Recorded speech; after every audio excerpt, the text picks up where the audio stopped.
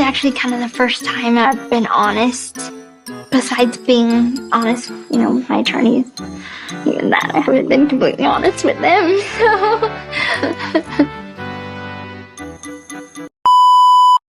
Hello everyone, welcome back to my channel, or welcome if you're new here. If you don't know, my name is Jessica. I'm a stay-at-home mom to 2 young kids, which is why there's been such a massive delay in between my deep dive videos. They are truly my heart. They're the things that bring me the most joy to do deep dives versus any other type of content. But as I shared in community posts, I've been feeling so sick and from the lack of sleep. But thankfully, I've gotten a little bit of rest lately, trying to focus on self-care. Got my nails done. Actually, I did them at home by myself with a like nail gel kit thing with like one of those lamps and stuff. And this side, not to fool you, I mean, my pinky and my index finger came off. I only share this because people said to me, take care of yourself, all that sort of stuff. So I actually ended up ordering like face masks, and because I have really bad skin right now. I have endometriosis, so I have a hormone issue. So my skin is really bad. So I'm trying everything I can to get my skin better and take care of myself. And it takes time. If you're a mom of young kids, you know that. But I also share all that about myself and who I am, because I don't want people to have like an unrealistic expectation of my channel, because I'm me. My team is me, and I guess my husband, because he's downstairs making sure the kids don't come upstairs. So I do the best of what I have. I could be better. I haven't been as consistent in February, so I'm going to really try, but just like my capacity was stretched. And sorry for that long-winded intro about me, but I do commentary and topics that I find interesting. A lot has been true crime lately, but I was thinking about like diving into Love is Blind, because I love that show. I love a little bit. So tangent here. I have been focusing on true crime. My brain feels like it's like getting squished because I have so much information in my brain, which is why I'm so happy to sit down here and share about what I'm sharing about today. But I love diving into like influencers as well. I've done a couple of videos, but I also want to do a video on Love is Blind because I watch it and it's like trashy stuff that helps turn off your brain, you know, and it ruins your brain in another way. Also, I talk fast, okay? And sometimes I like mumble. I realize I mumble even more now lately. My jaw joints, so before anyone comments, I know people say I don't have to address the haters and whatever, the critics. Before anyone says anything, my jaw joint on my, I think it's my right side, is like severely worn down. Severely. It's barely holding in place. I may have to get jaw surgery, but even that, it might not extend my life. I have hyperlaxity, so like it's like Ehlers-Danlos. They think it's that, but like my jaw joints come into place, like both my shoulders dislocate. I'm supposed to get surgery, but then the surgeon years ago was telling me that it might not even fix the issue because the things that aren't supposed to be stretchy, like your muscles, are stretchy. So my jaw, like it, I can't open my mouth as wide, and when I do open my mouth wide, it's really painful. And also my jaw just completely lacks stability. Like it's not like a normal jaw in any way, shape, or form. Like it constantly dislocates while I'm eating, and I'm me, okay? This is who I am. I know I'm on YouTube and talking, and people may find that annoying because they can't understand me or they think I'm mumbled, talk too fast, whatever. It is what it is. But I have like an anatomical issue that I can't control, okay? I've been grinding my teeth ever since I can remember. I've lived a stressful life. I mean, we all live stressful lives, but you know, when you have like rejection and neglects and stuff, that sort of thing, it intensifies it. But you know, childhood trauma, whatever. But anyways, so say all that because I get comments all the time, and I will delete those comments because I'm freaking sick of seeing them. But anyways, get into today's video. I'm still going to do my videos the way that I do them, which is I kind of bounce all over the place, and you know, I allow my brain to go on tangents. I'm not a robot. I don't write scripts per se. I write an outline, but for this video, this Gypsy Rose video, I have a crap ton of notes, okay guys? Like so many pages. I can't turn them because I don't have an extra hand, but I have a lot of notes here, like a ton. So I'm more organized, but it is still slightly chaotic, and I'm going to explain some stuff as I go into it and before each clip and stuff like that. I'm really trying to avoid copyright and make things my own a little bit. So yeah, let's get into this case of Gypsy Rose Blanchard. Okay.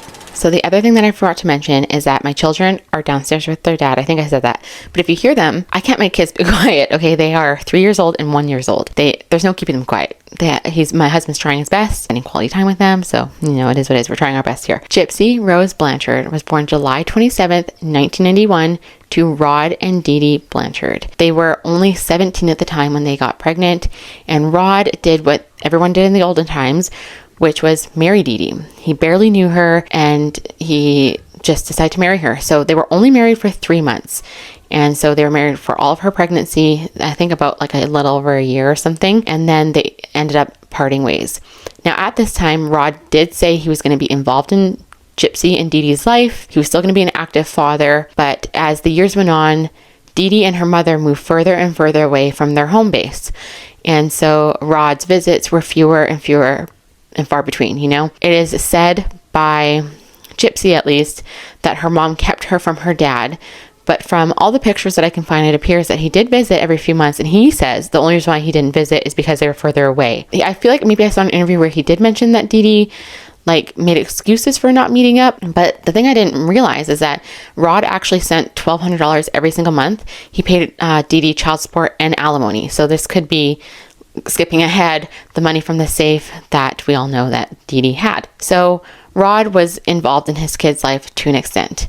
I feel like he kind of gets a pass, honestly, because he's really in the spotlight right now, like talking about Gypsy and how much he loves her. And I did see these interviews, and in my just analysis of it is that he feels so guilty from not being in her life, that he is doing everything to get in her life right now and be in her life right now, that he's not going to say anything to her to push her away. You know, he's not going to be like, she should be in prison, or she didn't pay her dues, or whatever it is. He's not going to critique her. Also because he wasn't there, you know, there's the guilt of not being there. But I think he could have done better. Like, I'm not going to excuse him and say, oh, Dee Dee, fathers should do what fathers should do, which is actively and really try to be in your kid's life, especially because he had another kid not long after, you know, and he had a new wife. He got married not long after, again, to another person, Christy, her stepmom, who's involved in her life. But as somebody who was raised without a father, I'm definitely the wrong person to ask here, or maybe I'm the right person to ask, but I think you don't get a pass for not being involved in your kid's life. There's no freaking excuse at all. I'm sure my mom maybe, I don't know, maybe didn't want my dad there or something, but you know, if you're a good guy, you're going to try, not just send money. Sending money is easy, you know, but being actively involved that takes effort, you know? So I just think he's not a great guy for doing that. It's good he's in her life now, but I mean, he wasn't there for however many years, 23 years of her life, right? So I don't think that's great. Plus, actually, I'm just thinking about this right now. Wouldn't he have known her age because he would know when she's born? That's weird, because he did mention that he wanted to wish Gypsy an 18th birthday, but her mom said something about she doesn't know she's 18 or something. Hearing that, he should have been like, what? And he would have talked to her all these years saying happy 10th birthday if he was involved in her life, right? So that's weird. So I think he could be to blame too for not being involved and knowing her age and everything. But we'll get into the theories and some of the evidence in a little bit here. So anyway, so Gypsy and her mom, they moved around a lot. They're from Louisiana, and Hurricane Katrina hit. And because of all of Gypsy's, ailments and medical conditions, they were flown to Missouri to live in a helicopter. They lived in Habitat for Humanity house, and they were just given a lot, and it's been said that her mom had Munchausen's by proxy, which is when a parent pretends that their child is sick in order to get sympathy from the public, whether that's in the form of donations, money, just people to care about them. But from what I've learned about Munchausen's by proxy is that there's often some truth to it. So the child does have something. It could be something super small, they got RSV, for example. I'm not saying RSV is small, I almost lost my daughter to RSV, but I'm saying an illness or some sort of thing where maybe they have to see a doctor regularly for a little bit, and then they blow it up into something it's not, and then add in a bunch of other illnesses.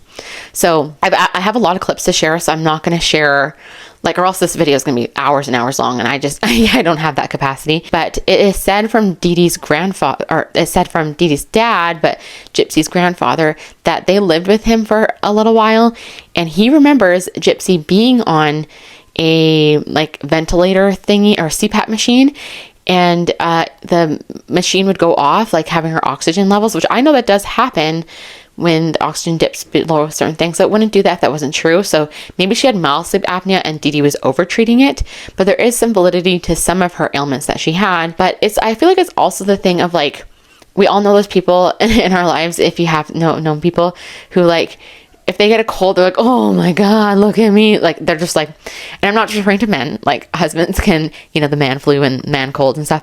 I'm talking about those people who really milk a, oh, I'm getting sick, even though they might not be getting, those types of people. The person that's always getting hurt.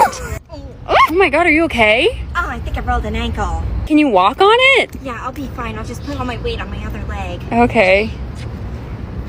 I hurts so bad. Can we stop for a second? Yeah. I'm always getting freaking hurt out here. Yeah, seriously. Jeez Louise, let's go. Okay.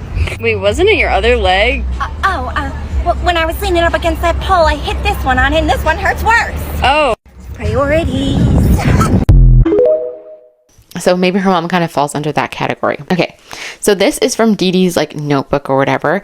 So it is said from Dee Dee that Gypsy had the following diagnoses. She had epilepsy, vision impairment, hearing impairment, GI reflux, quadriplegia, muscular dystrophy, anemia, hypoventilation, and that's the CPAP, asthma, allergies, mild mental retardation, age 7, leukemia, incontinence, lung disease, and a heart murmur. So she wrote these all down. They're not in all the medical files and stuff like that, but that's just what her mom says that she had. And something that I wanted to note about Dee Dee is that she was known to be like a master manipulator. She wrote fake checks. She opened cards in her mother's name. It is alleged that maybe she had something to do with unaliving her own mother, and then her stepmother is no longer here because she was allegedly poisoned by Dee Dee with Roundup. There's just a lot of crazy allegations. Not saying they're not true, but there's a lot of just like things being thrown out about Dee Dee. So it's not surprising that Gypsy would have learned some of this stuff. And apparently Dee Dee's real mom was also like this. So it just like never ended and it was never corrected. Also, Dee Dee was the baby of the family. She was the 6th child and she was babied. She was given a car and her other siblings weren't given a car. So it's like, when you're somebody who has these like things where you are deceptive, manipulative, and then you're treated like a baby, I feel like that intensifies that even more. But that could just be my own thoughts. Like I said, I'm just a mom. I'm not a medical professional. This is all just my opinion. I'm just a commentary channel. That's it. So I want to play for you. It gives you like a little look into Dee Dee's family about what her mom and her dad said with the conversation surrounding Dee Dee's passing and what they were going to do with her remains. So I'll roll that for you guys right now. Dee Dee's stepmother and father were both interviewed as part of HBO's documentary on Gypsy Rose. They share how they didn't even believe that Dee Dee had passed, and that it had taken a few days to even let it sink in. They originally thought it was one of Dee Dee's tricks, so they didn't fully believe it. And then the interviewer asked them, do you think that Dee Dee got what she deserved? According to Gypsy, yes. Yeah, she got what she deserved. Dee Dee's dad goes on to share that all her brothers and her sisters didn't even really care about Dee Dee anymore. He says that Gypsy got her mom cremated and asked him, what do you want me to do with her ashes? And everybody says they didn't want her. And even Dee Dee's sister was in agreement to just flush her down the toilet. However, Gypsy wanted to do a proper ceremony for her mother and do a mass in her room. But then the grandfather said, well, who's going to pay for it? And no one could afford it. So they were just all in agreement and said, okay, we're going to flush her down the toilet. And it's unknown if this actually occurred. Okay, so what I find interesting here is that it was said that Gypsy wanted to have something in her mom's room, which I don't know how true that is, only because Gypsy was in prison, but maybe she wanted them to have it in their room. I don't know, or maybe they were referring to the sister and I misunderstood, but I found this interesting and it is sad, potentially she got flushed down the toilet. I don't know if she did. I couldn't find any other videos talking about it other than that one. So yeah, that's, let me check my notes about Dee Dee. Yeah, so I think that's all I have to say about Dee Dee. So let's move on more into this video. Okay, so where Dee Dee and Gypsy lived in Missouri, they had a neighbor, and this neighbor is Aleah. Anyone who's been following the story knows Aleah because Aleah's kind of put herself in the documentaries. I mean, they probably obviously asked her because she was like an essential part to the investigation, because it was from her that they found out that Gypsy had a boyfriend, like as in the authorities did, because they met with her, whatever, when Gypsy was just missing. So I just found a couple interesting things about Aleah. So Aleah refers to Gypsy as her best friend and neighbor. We were friends and we were very friendly to each other, but we hadn't really gotten to know each other on like a real friendship level until she started messaging me. Gypsy had set up a secret Facebook account so that we could talk and she could vent, without having to be filtered or censored by her mom. And then in other videos, Gypsy also refers to Aleah as like a really good friend. Oh, and then Aleah also says they're like sisters. But then there was like this thing in the interrogation where, Gypsy lies the entire, I'm getting ahead of myself, but she lies the entire interrogation. And I want to show you the comparison on what is said with Aleah and then what Gypsy says in the interrogation. I wonder if anyone else picked this up when they were watching all the information about this case. So I'm going to put that in here. Aleah's worried about you. Aleah? Are you kidding me? Look at me. Look at me. Aleah's always been a bully to me. Okay, so I find that really interesting. Is Aleah really her best friend? Well, Gypsy lied the entire interrogation, so calling Aleah a bully, is that true? Or is it just like this fake thing that they are friends? Like, I don't know. I don't know the truth. I'm just only speculating and commentating on all this stuff, but I just found that really interesting. And the other interesting thing that I found out, like I said, I watched a lot of things, so this is the only reason I was able to learn this, because it was in one specific thing, so in the Lifetime documentary. So we all know, and this is getting just a few steps ahead, but Gypsy met Nick on a dating site. Now, I won't share that exact information yet, but I was like, how did she get on to this dating site? I was just like curious, and like I said, I was watching the documentary. I purchased the Lifetime documentary, by the way. I encourage you all to do the same if you haven't watched it. It is actually super good, and if you know a lot about the case, it really opens up your mind, and like, Gypsy, you know, like I'll share more later, but it's interesting. And there's the $9.99 version, which is like the lower grade quality, like visually, and then there's the HD version, and that's $14.99. I feel like you get it for eternity. I don't know.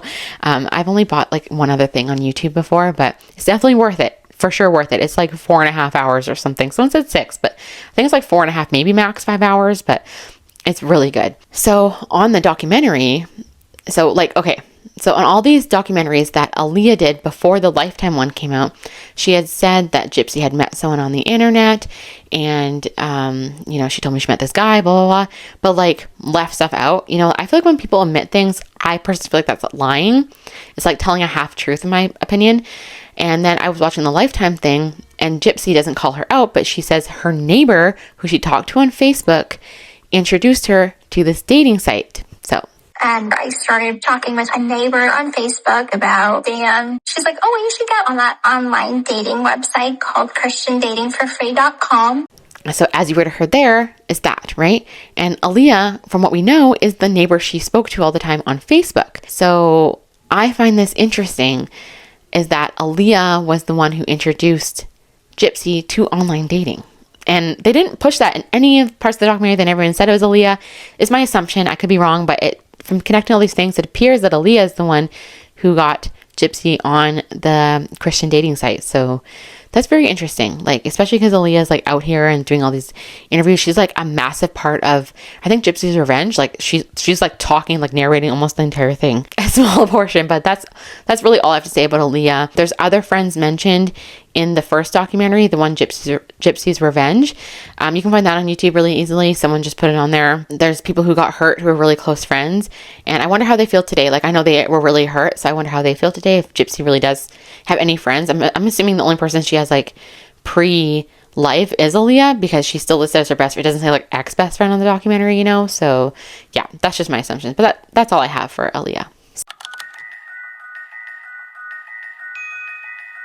It has been said that Gypsy ran away from home once, and then I saw something like in one of the documentaries it mentioned. Also, okay, I said the documentaries, I forgot, I also am referencing Dr. Phil. So she was on Dr. Phil when she first went to prison, and this is before Nick's trial. So, okay, so I thought that maybe she ran away twice potentially, but I'm going to share the first video with you on Gypsy talking about the first time she ran away with Dan. So I will roll that right now. Since childhood, my mother lied about my age. When I thought that I was 15, I found my Medicaid card, and it said that I was actually 19. At that time, I met this guy, Dan, at Vision Con, and he kept telling me, you're an adult and you can leave. And so I ran away. I thought that it was a possibility that he was the one, but he doesn't even have a car. He doesn't even have a place of his own. He's staying at his friend's house. I'm like, okay, this is not what I expected at all. That night, my mother had awoken probably about 4 o'clock in the morning. Noticed that I wasn't there. She then goes to look around the house, and my cell phone fell out of my backpack. So she sees the messages between me and Dan, and she instantly knows who I'm with. Then she begins to call their mutual friends from the convention, and one of them told my mother where I was. And there she was able to come and find me. It's about 8 o'clock in the morning. She arrives in the door, and at this point, me and him are sleeping. His friend was like, your mother is here. And my heart just sinks to the ground. And I see her walk in the door, and I sit up, and the first thing I say to her is, I know I'm 19 and I could be here if I want to. And she's like, where are my pills? I stole her pain medication. So I give her her pills back. She's like, where's the money? I give her the money back that I stole, her wallet. It was about $1,000. And she's like, could we talk on the porch?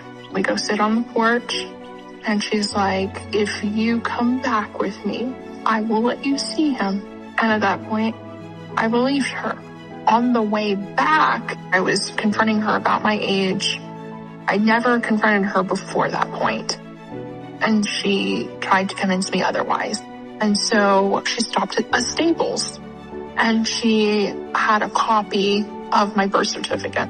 And she comes out about 10 minutes later, and it says 1995. How did she modify it?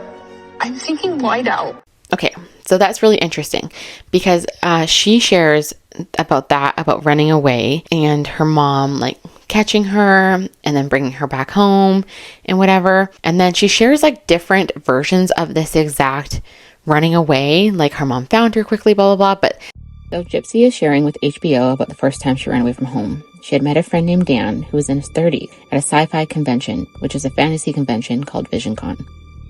She had told him vaguely about what was going on at home. He told her, just pack your stuff and come live with me in Arkansas. So she said, okay. She snuck out, got a ride from a stranger, and went over to his place. And then within like 4 hours, her mom found her at his place because they had mutual friends in common. And then she threatened to call the cops on him and took her back home and smashed her computer with a hammer and smashed her cell phone with a hammer and said, if you ever do that again, I'm going to smash your fingers with a hammer.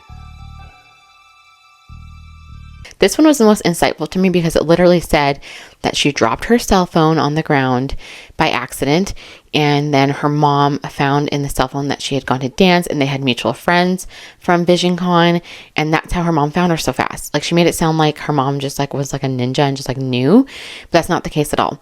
And then I saw something, and now I can't freaking find it. I thought I screen recorded it, but I guess I didn't, where she mentions that before she ran away, she went to Mercy Hospital. Now I find this interesting because she does go to the hospital before the event happened with Nick and her mom. So I'll talk about that in a little bit. I'm getting ahead of myself as per usual, but I feel like she had planned it really well to leave with Dan, and then it didn't work out because her mom convinced her to come back. And I am personally skeptical on the ABUSC from her when she got back. I don't doubt that her mom maybe smashed her phone, smashed her computer. I think smashed her computer, not her phone, because she had said in a text to Nick, hopefully I have it, I really hope I have it. She had said in a text to Nick that she broke her own laptop. She didn't tell him that her mom broke her laptop. So she talked about like having to get a new one or something or whatever. I don't know if this was close to the event happening, but yeah, she had mentioned that. I'm not trying to be like a victim shamer or anything like that, but I really doubt that she was chained to the bed. It just, from what I have learned in my research and just like living life, pathological liars, there's always some little element of truth, and they stretch it and make it sound more elaborate to get people to believe them. So I feel like with Gypsy, she's really good at making it sound really extreme so that people believe her. And why I think this is dangerous is because it takes away from people who are true victims. Yes, she is a victim of her mother, but I wonder, and again, I'm getting ahead of myself, what context and how much understanding she had on this situation. Because she shares a bunch later on that I'm going to share with you guys, as you would have already all known. But yeah, it's interesting. Then this next one for me was freaking crazy, okay? Because we all know that Gypsy basically pushes aside her role in this event happening. And I say event because, okay, if you don't know YouTube's terms of service, you can't say things. So people say unalive. They say, there's a bunch of other words that that we have to say or spell out or something, because YouTube has these really strict guidelines. And I've learned that they don't apply to news stations. News stations, as long as you're a journalist and your channel is fully news, like you're the news, or you can say whatever the heck you want. Like, for example, my body cam footage with Pam and Roy was monetized for so long, suddenly became unmonetized because now YouTube changed their terms of service. Like that dispatch audio with the Kansas City event that happened, immediately demonetized because it happened in the time that that this all happened. It like literally just happened. So yeah, I'm going to just be careful on posting sensitive content and blurring out words and be really diligent if it takes me longer, because literally that video, I'm going off on a tangent, sorry, but that video earned me like nothing, like $5, where it would have earned me like $2,000, which is crazy, right? So it's just like not worth that effort. And by the way, that was thanks to a viewer with a super thanks. Other than that, it earned me nothing. So, yeah. So anyways, yeah. So that's why creators have to be careful. Some people comment and they don't realize that, but I'm just letting you know that that's why people say stuff. Okay. And I've blurred out, you'll see in like the captions, I've done captions for all the videos. I have really tried my best to blur out sensitive words or potentially sensitive words even, because I don't want to get flagged. Also because I just want to share like this that is better for a wider audience than just like a specific group. So this next thing is really telling to me, like I was saying, on Gypsy's like ability to be a criminal. So I had never heard about this before, and I'm sure other people have. Like, I'm not just like this massive sleuther who can just find things people can't. So I'm looking at my notes. She talks about the second time she wanted to run away. So maybe she hadn't run away 2 times, and there was a situation that happened, and I'm going to roll that for you. I edit things the way that I have to edit them. So if you don't like it, I'm sorry, but go to the original sources if you just want to hear Gypsy's voice the whole time. But I did my best with what I could do. So I'll roll that for you right now. I'm going to read this as if I'm Gypsy. After that whole incident happened with being chained to the bed, she started telling me that nobody's ever going to want me, and that Dan doesn't love me. And if he loved me so much, he would come and rescue me. And he hasn't done that. And I stopped trying to communicate with him after that. I kind of felt like, oh my God, I am trying everything I can. Every turn she catches me. And there's just no escape from her. So I decided to run away again. And I packed my bag and hid it under the couch. But one night, she had a suspicion and found my bag. She was like, you were going to run away again, aren't you? And my heart was pounding. Like a million things are going through my mind of how bad this is going to be. And I saw her on the table. She normally kept in a safe in her bedroom, but she had used it to practice earlier that week. Then when I grabbed and I threatened her with it, and before I knew it, I pulled the trigger as many times as I could. When I just remember thinking like, oh my God, did I just do that? What did I just do?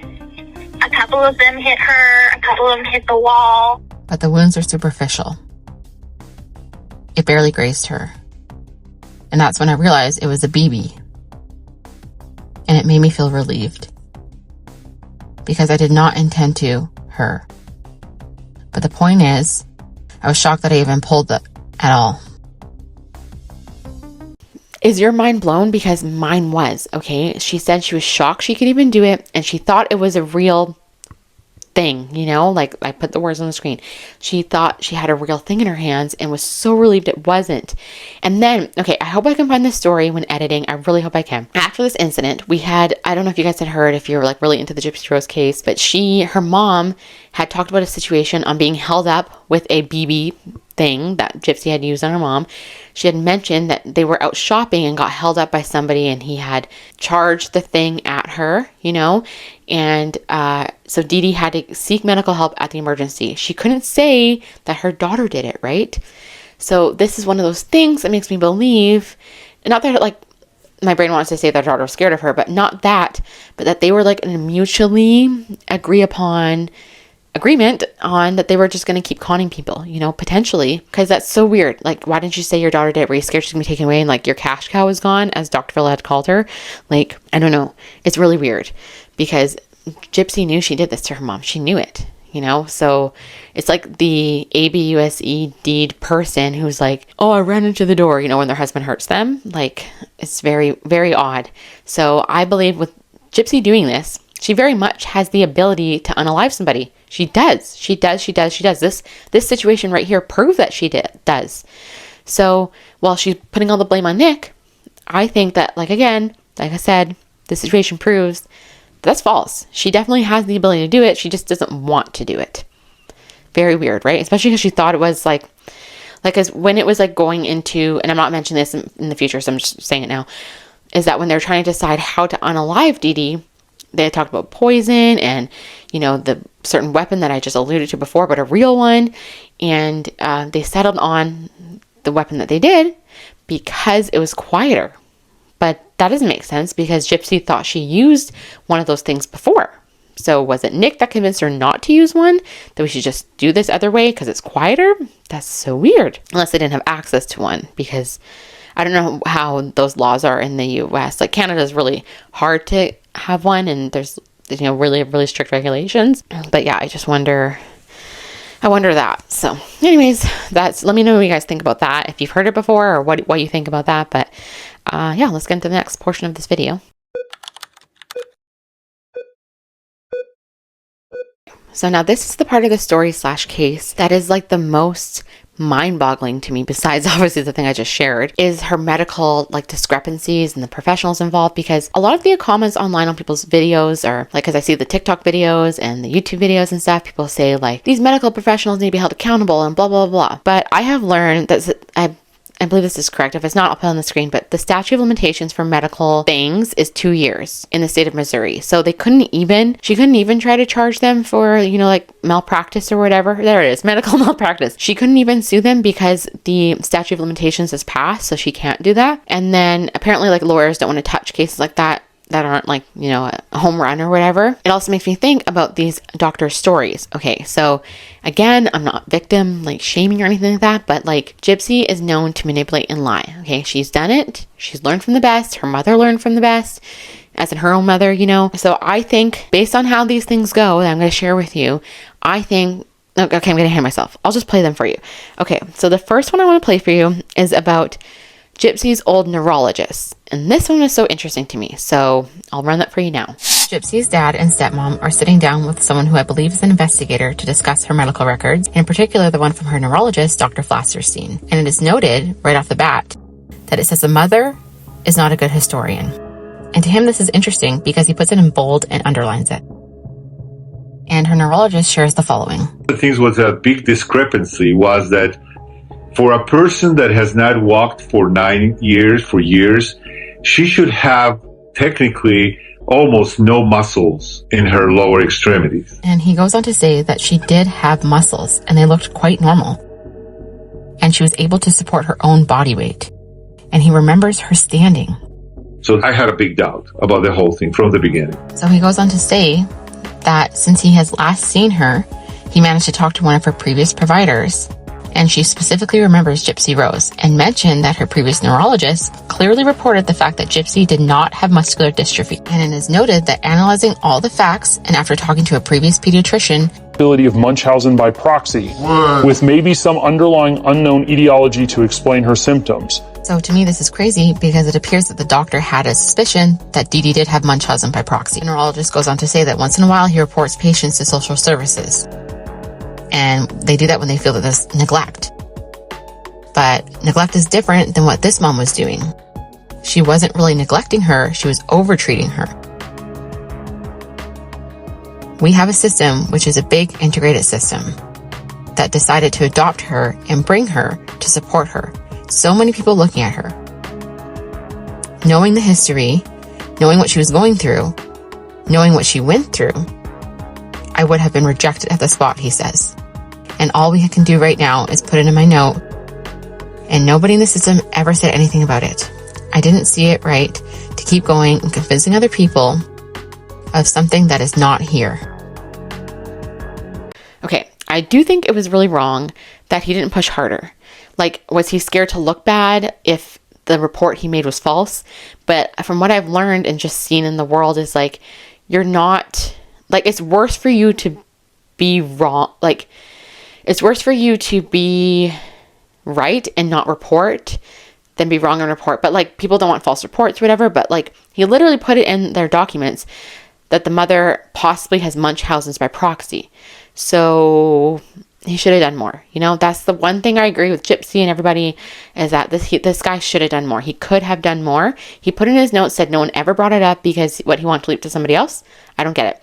Yes, people should have checked her records, but like, there's a lot of good healthcare professionals out there, but we also know there's a lot of not great. Like, tangent or side note, when my daughter had her surgery in another province, the one I've shared that she had a surgery at, they treated us so poorly at the beginning in the ICU. My daughter was out, you know, and the nurses and charge nurse, everyone, no one even knew her birth date because some of the regulations they were trying to push on me had to do with her age. So there are medical professionals who don't read files.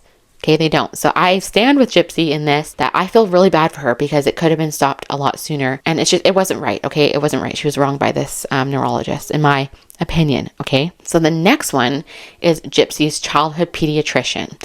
This one, I believe this guy. Okay, I believe him.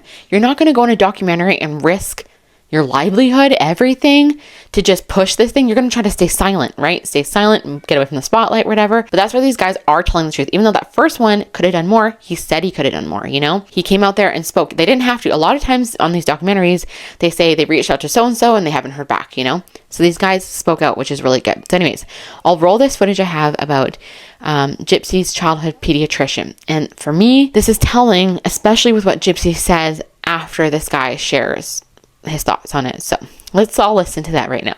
So this is Gypsy's childhood pediatrician. He's going to go on to explain a lot of things that were honestly really shocking to me, and I'm going to read everything out to you now. So he was Gypsy's pediatrician for many years. Over time, his nurse came to him with 3 documents.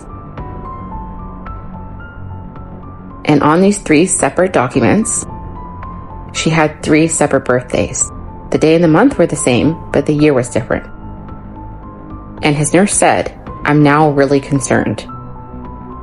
I'm getting chills actually thinking about this.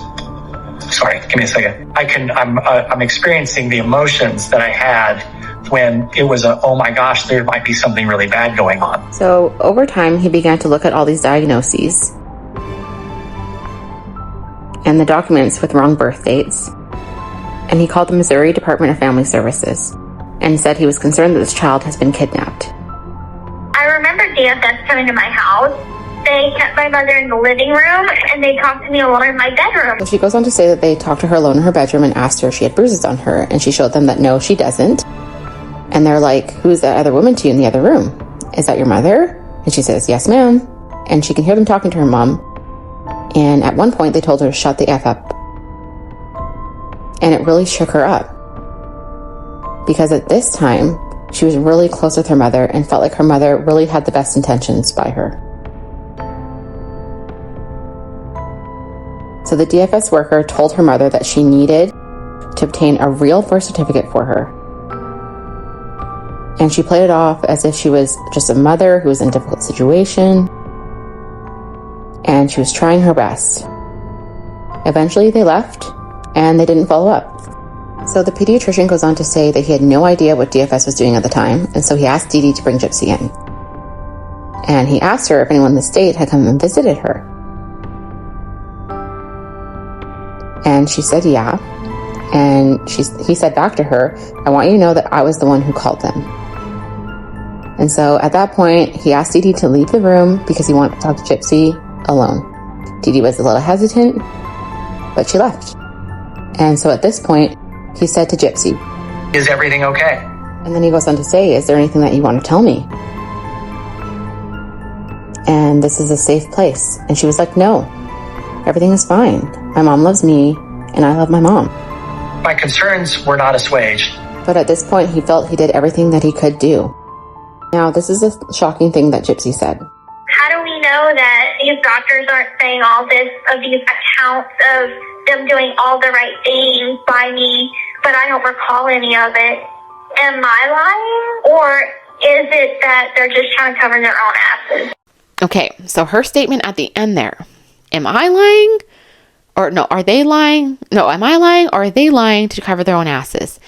Like, that question, I was like, yeah, no, I shouldn't swear, sorry. No, of course you are lying. In my mind, you're lying.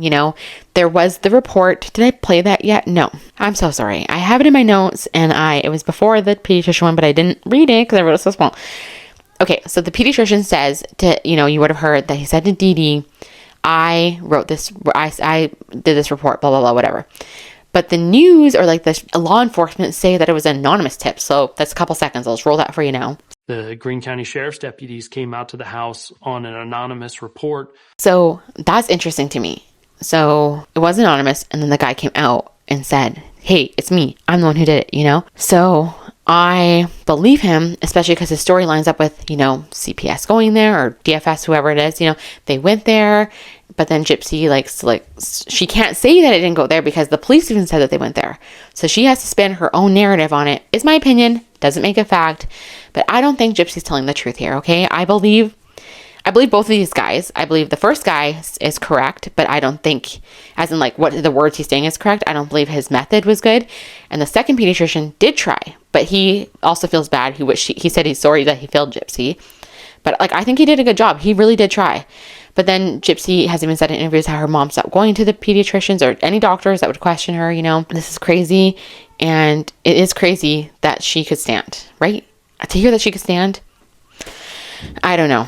It's mental to me. So yeah, let me make sure this is all I have for the medical portion of this video. Yes. Okay. Now we're finally getting into Nick's involvement. This is my favorite part because I found this is the biggest part. Okay. There's a lot of crap to unhash okay, so now we're gonna get into Nick's part. This is huge, a lot to unhash. Sorry, my recording stopped. When I flail my hands like this, it goes over the recording and stops, and it's so annoying. I guess I should lock the screen or something. Okay, get into this next portion of the video, which to me is the most juicy and most interesting. Okay, so I'm going to read some of my notes, even though it may seem a little bit annoying, but I really don't want to mess up on the order of things and whatever. Okay, so Gypsy and Nick unalived Dee Dee on June 10th, the early morning hours of June 10th, 2015. And they did this through meticulous planning. And I'm going to show you through the text messages what I mean by meticulous planning, because we all know that obviously everyone knows about the planning lead up, but I found some stuff that I don't think it's been mentioned. At least I haven't seen it mentioned. Okay, so according to Gypsy, she sent out that Facebook post. Did I even write that down?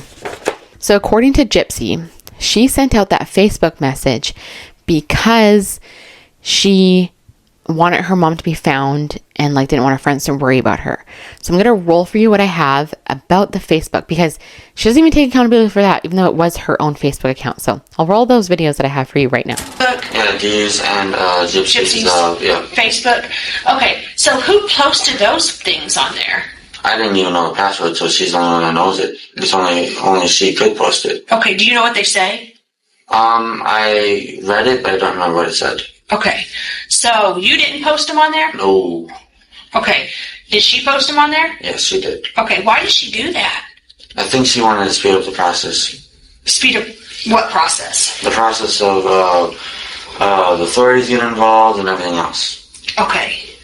Did you know she made those posts before she made them? She kind of surprised me with it. Okay, and how did that happen? She showed me it just after she posted. I'm like, what the heck? She kind of freaked me out. Okay. And I didn't do anything about it, obviously. Did your evil side come out then? No. No? Okay. So you, she posts them. Are you in the same room with her when she does it, or are you somewhere different? We're in the same room. You're in the same room with her? Yeah. And then so she makes the post. And then, obviously, you've seen all those people responded to that. Yeah. Okay, did you do any of those posts? How about the one about or no. whatever? You didn't do that? No. Okay. I think she only posted that to actually get everyone's attention. Why? Because apparently the first posters that she was, or not posted, or was it posted? I don't even know it was posted. I just trying to remember what she told me. Okay. Did you actually look at it with your eyes, the posts? I didn't get to see the posters. That's the thing. Oh. That's the reason why I can't remember it that well. Okay. She just told you about them. Yeah. Because apparently the first ones that she posted, no one was taken seriously. Okay. So she had to be more aggressive, and that's when she said what she did. Okay. Okay. And what, I don't understand what she was hoping to gain. What was she wanting to happen as a result of that? I think she just wanted to get past this moments. Okay. She wanted it to be a distant memory. Okay. Did she suspect that if she did something like that, we would investigate it and come and speak to you guys about it? Did you guys ever discuss that? I think we both did, but we didn't understand exactly how to deal with it to the point where we wouldn't get caught. I think that's another reason why we're easily caught, but yeah. Okay. Tell me about this post. Me and Nick made that post on her Facebook account. Both Facebook postings were authored by Gypsy. So she had the wherewithal, whatever. She says, Nick and I will, like, it was her, okay? The law enforcement said it was her, okay? And then Nick says that in his interrogation that Gypsy wanted to, like, get this whole process sped up. Like, she did the post because she just wanted to, like, get it over with, sort of thing. And so it's like, okay, did they think they were going to be caught? It's like, no, they didn't think they were going to be caught, but she just wanted to get this over with. And then in the Dr. Phil interview, he asked her, like, what were you even thinking with this? What do you think was going to happen? And she thought, okay, I'll just play it for you right now. How did you think this was going to turn out? That they would put out a missing report for me, and that people would just give up. Lots of kids go and people go missing and then they're never found. So I thought that I'd be one of those cases that I'd just never be found. Okay, so crazy, right? She thought that she was going to be another missing person that people forgot. Like, did she forget that the impact that she had on her neighborhood and family and community? Like, you're not just going to be forgotten. You are apparently in a wheelchair and can't walk is what they think. So there's no freaking way you're going to be forgotten. So it just shows, like, I think she is smart. And this is like, but this was stupid. Like, you can be smart and stupid at the same time. But I don't think she's mentally impaired in any sort of way. And then, so with the meticulous planning, this is the part I want to talk about with the runaway with Dan, was that she sent a text to Nick on June the 8th. And she said the following. She said, darling, I'm going to go to the ER to get my tube changed, and I will be off my phone for a few hours. And he said, okay, hun, be safe. So that shows planning, because she later says to him that she has like a year, and then she she's bought herself a year sort of thing, you know, like she won't have to get done for another year. So she knows she can eat by mouth. So I wonder why she had the feeding tube. There's like speculation online that she used it just for medicine or whatever, but I don't know. I haven't looked extensively into it at all. There's just like so much to look into this case. So yeah, that to me shows like really meticulous planning. And then another claim that Gypsy made with this whole planning of the unaliving of her mother, she claims in court that she wanted to call it off 2 weeks before it happened, but Nick wouldn't let her. But to me, the text paint a much different picture. I'll roll that video for you first, saying all of that. At some point after you initially considered your mother, did you ever change your mind? Yes. Do you know when that was? About 2 weeks before it happened. Why did you change your mind and decide not to? I started having doubts, second thoughts. Did you ever then change your mind back to the initial decision? Yes. Why did you change your mind back to? My mother and I got into an argument 2 days prior to occurring. And Nick asked me, are we still doing this? Am I still, coming there to do this? Yes or no? And I said yes. Who talked to your mother? I did. I talked him into it. So her text messages actually don't prove this. At first I was like, I couldn't find anything, whatever. But then I'm going to look here, which shows that she is freaking lying. Okay, so she says to Nick on May 31st, so like 2 weeks before they did this, she says to him at 7:37 p.m., if I'm reading that right, she says, darling, I'm 100% with the plan. And Nick says, what do you mean, dear? And she says, I'm in it. I'm in for it, hun. No doubts. He says, okay, darling. And then she says, that's all, just okay? And then she says, I was expecting, I don't know, joy, I guess. And he says, dear, of course I'm happy. So that doesn't show somebody who was like, oh, I want to back out and Nick wasn't letting me, whatever, blah, blah, blah, whatever. That sounds like someone who's like, joy. She said, mention the word joy. She's like, she wants this to happen. Okay. She wants it to happen. And then there's another text on June 2nd. She says, I'm 100,000% in, hun. I'm ready. Truly. And he says, why do you say that, baby? She says, because I finally allowed myself to accept you're my everything. I will go with you and live our dream. Interesting, huh? So she's a freaking liar, okay? This is why I have such strong opinions about her now. Before I was like, okay, maybe she's partially lying and whatever. But this proves she was not wanting to call it off. If anything, she just really wanted it to happen because in 2 separate occasions she mentions she's in on it, you know, like she wants to do it. And yes, I could also say like, that's because of him, blah, blah, whatever. No. He is involved in this because of her. Yes, he has free will, but Nick has medical conditions which prohibit his brain from thinking rationally. Okay, his brain can't go beyond the age of like, I think it was like 10 years old, and he has autism. We know he has Asperger's, and that's Is he being diagnosed with autism and Asperger's? Yes. Okay. Last doctor he talked to, they said his mind is probably always going to be 15, 16, right around there. You have to give him more credit in terms of his medical conditions and realize that he does not have the mental cognitive ability to make sound decisions. And people who have those medical diagnoses get taken advantage of far too often, and it is so terribly sad. So sad. And yes, he is I think he should be in a home. I'm giving away what I think. I think he should be in a home, not prison, okay? I think he should be like not like a home for old people, but you know, like a home, a mental facility to get the help he truly needs, you know? And the thing is, I feel like Gypsy really used his medical diagnoses, conditions as a way to manipulate him. She knew what he had, you know? She probably met people because of her ailments, you know? She met people with his thing, with what he has, and could like learn their mannerisms and learn things about them. I feel like she really is super meticulous, as I said at the beginning of this intro, in regards to Gypsy and Nick. Because of Nick's mental instability, he had threatened to unalive himself after one of the many times that Gypsy claimed that she wanted to break up, because she'd be like, F you, like so psychotic, and then he'd be like, why, hun, and blah, blah, blah. And then eventually he was like, I'm gonna unalive myself. And then it was just before this event had happened, and she was like, no, don't. He's like, say it, you're gonna be with me right now, and if you don't, I'm gonna end it all right now with this. And then she was like, oh, I love you, blah, blah, blah, right? To go into Gypsy manipulation, she also invented her own personality names to match him, and she mentions them before, like Rose and Bella, and there's another one. I feel like I'm totally spacing. Why am I thinking Pam? Probably because the Jody Hildmark is, but it's not that. There's another one. Okay, it doesn't matter. Okay, so even when Dr. Phil interviewed her before Nick went on trial, like I said already, she even gives a half-truth when he's like, so you did this, blah, blah, blah. And she goes, I guess you could say that or whatever. I'll just roll it. It's a 5-second clip. I'll roll that for you. You ask him, quote, will you kill my mother for me?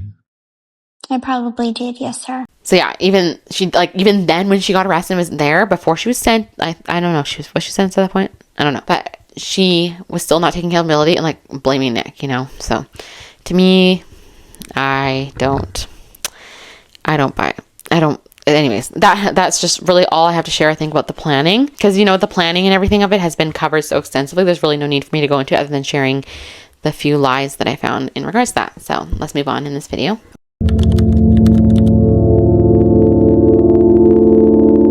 So now we're going to get into the Gypsy versus Nick interrogation. Like the interrogation and then like recollection of events. I will play their interrogation. I edited them together to kind of show you Gypsy's inconsistencies, like her story of events and then Nick's story of events. I believe in it, the interrogator for Nick does say that he lied because they originally had a plan of how they were going to say everything. But then the tactic that they both used, you'll see the tactics. Maybe I should just say it so you see it. So in my mind, the interrogators had it out for Nick. Maybe they knew he did it, but they wanted to paint him as the bad guy and Gypsy as the poor little victim, you know? So they went in with those notions until with the interrogator with Nick was starting to realize he was telling the truth. He was saying a lot of stuff. He lied for 25 minutes, but he was actually telling the truth, but just omitting. So yes, that's lying, but he was omitting the unaliving events that occurred with all the other stuff that they were doing. But Gypsy never told the truth except for blaming Nick, which is not all Nick's fault. So she told a half truth, but she basically lied the whole time. And she's held as this like poor, like little victim, you know? So, I'll play the other part for you like after this to show you what the interrogator with Gypsy thought, but I'll play that full interrogation. It's about 10 minutes long of Gypsy versus like Nick in their interrogation. So I'll roll that for you guys right now. You want to talk to me about it? Tell me about it? Sure, I'll tell you. Okay. I'll tell you. You worried about her? Yeah. I think she loves you too. You planned this with him, okay? We spoke to her and for a long time. And I'm kind of thinking maybe she loves you a little more than you love her. You didn't get locked in the bathroom, okay? I'm not stupid. First of all, the lock's on this side, so you can't get locked in her. Okay? Because you're sitting here telling me things that I know aren't true. And then she's sitting here telling me things that are true. You went in there because you brought that knife into the picture. And if you really love her, I don't think you would want her in that situation, okay? The situation that she's in right now. You brought the idea into the picture. And so we're going to go down two paths here, okay? And that is just you're going to have to be honest with me. I can bring the idea. Because if you love her, if you love Gypsy, then you're not going to let Gypsy get in trouble without you being there to help her, okay? You did bring it into it. I understand. And so what you need to know is that Gypsy told us everything. Okay. We didn't talk to Gypsy all this time and not get everything. You brought the whole thing in the idea. No. And he did it for you. No. Yeah. That's what we do. And so, Nick, I want you to do the honorable thing, okay?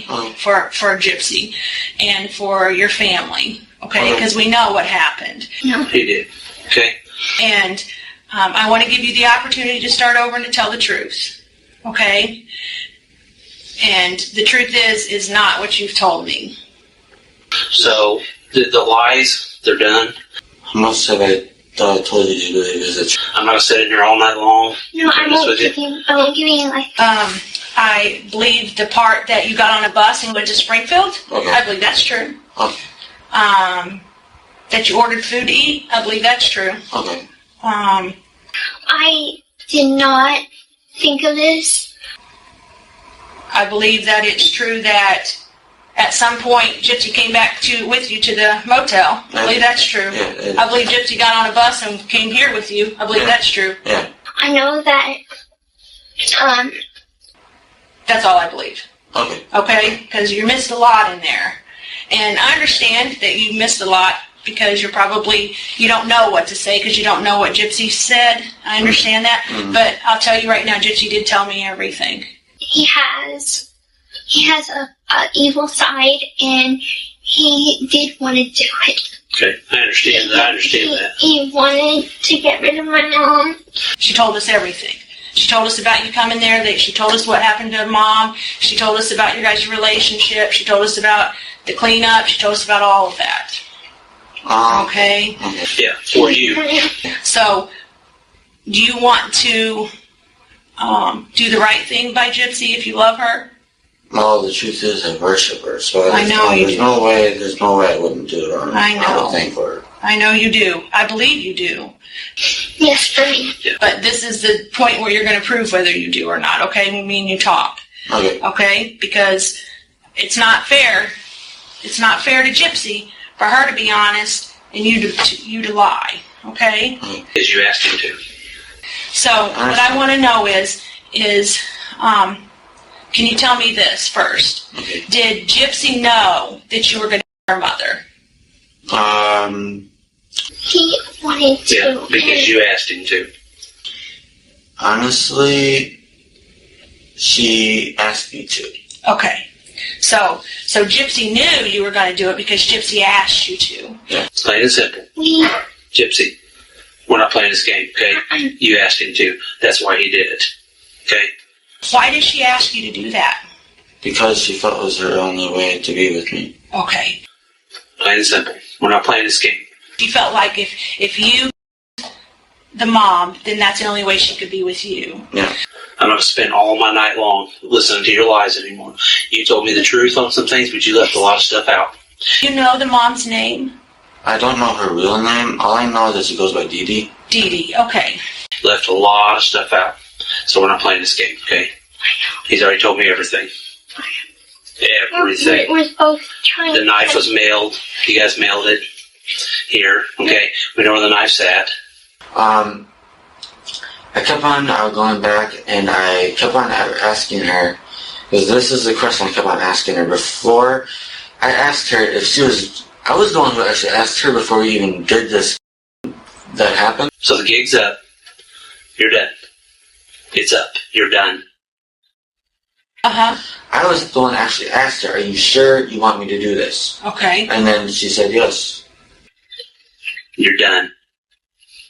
And after she said yes, that's the rest of the story you already know. Okay. But, you hated your mom? I did not hate my mom. The question I kept on asking her besides that, I asked her, are you willing to risk everything to have everything you've ever wanted? Okay. And I did not hate my mom. I loved my mom, and You would have never done this to your mom. He needs to tell you that I honestly have been having. That's part of the reason why she risked her old life to have one with me. Okay, I see what you're saying. Yeah. Or when I didn't want to do it, and he said that he would commit suicide if we didn't. So, you didn't really answer my question. If you could go back and change any one thing about what has happened, what would you change? Did he tell you that? Yep. Yep. I said that it was a bad thought that I was thinking, and... Oh, how this happened? Yeah. Oh, gosh. Would you change anything? Yeah, I don't think that we should be doing this. A lot of people think about stuff, but when you act, that's when you cross the line. And that's what you've done. You acted upon it, and he acted upon it. So, okay, we're done. Well, the thing is I would rather not tell Dee Dee the truth. You're obviously going to keep telling me lies. I'm not sure. I'm not sure. All right. Because that's the part that's like the main thing I regret the most out of that entire thing. Okay. Now you're going to be booked in for, later on down the line, you're going to be booked in for private, okay?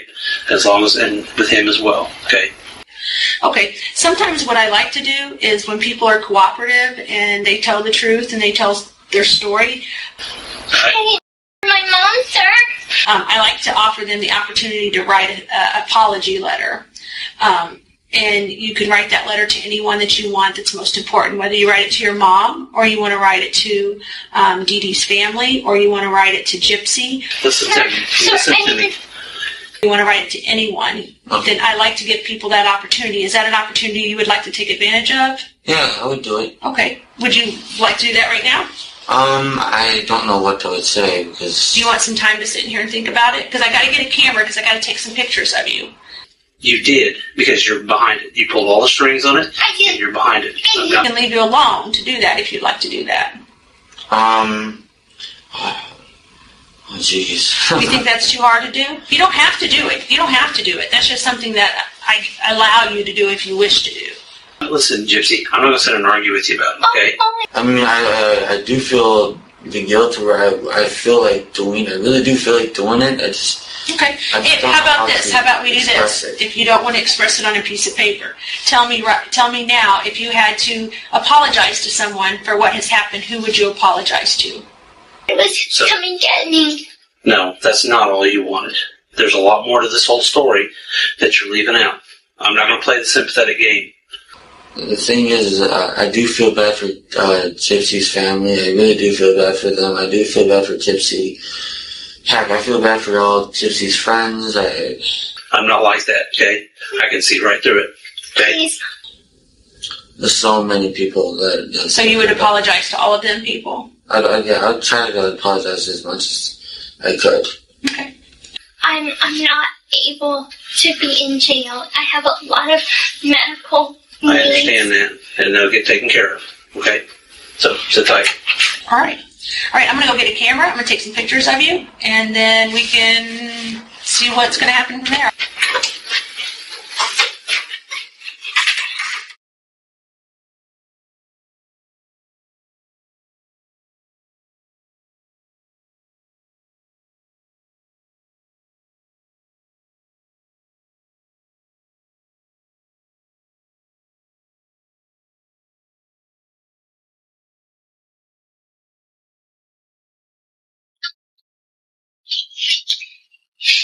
I want a lawyer.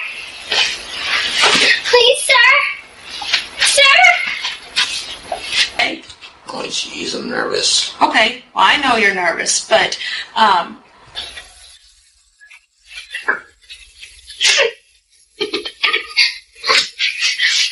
a lawyer. Please, I need a lawyer. Okay, have a seat. you've done what's right. Are you hungry? You want to eat this? No. Okay. Let me get a camera and I'll take some pictures of you, okay?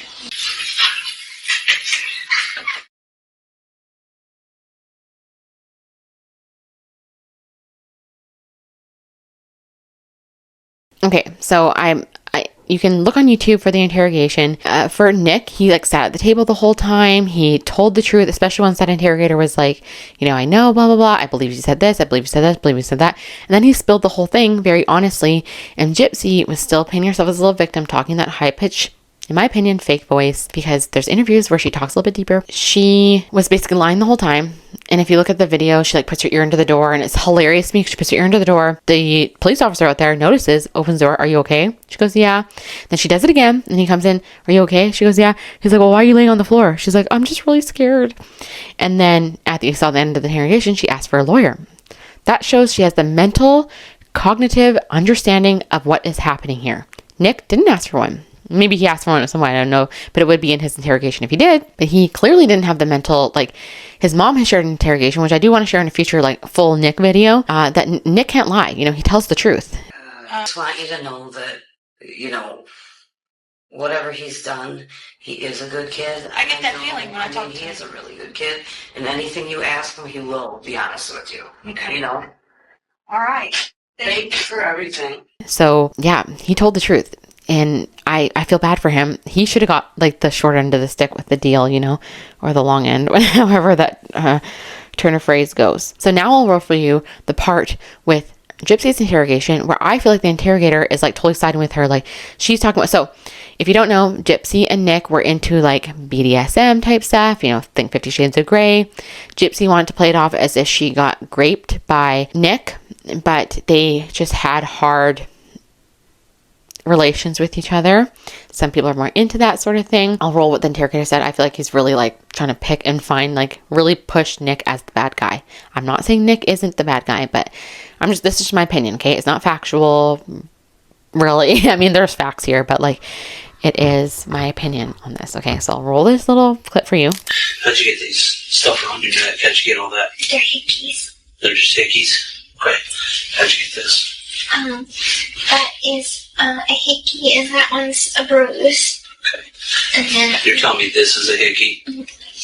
You've been honest with me this whole time now. Don't start lying to me now. What is this and how did you get it? I'm a guy. I would never give a girl a hickey on her arm. Okay? How'd you get that bruise? Look at me. At what point did he grab your arm? He kept on grabbing me to bring me around the house. The very first time she whispered in her ear that was a turn on of hers is biting. I bit her twice. Okay. The first time I can't remember. The second time I can remember though because I bit her a lot harder the second time. Okay. However, she seems to still enjoy it even when it was really hard. So what do you guys think about that? Do you think also that the interrogator kind of had it out for Nick and was treating Gypsy? Oh, I forgot to say. In the interrogation, I was laughing so hard watching Gypsy's interrogation when the interrogator came back in. If you go back and watch it, it's so fascinating to watch. If you want to watch the interrogations in their entirety, watch Nick's first. Then watch Gypsy's because it's very entertaining.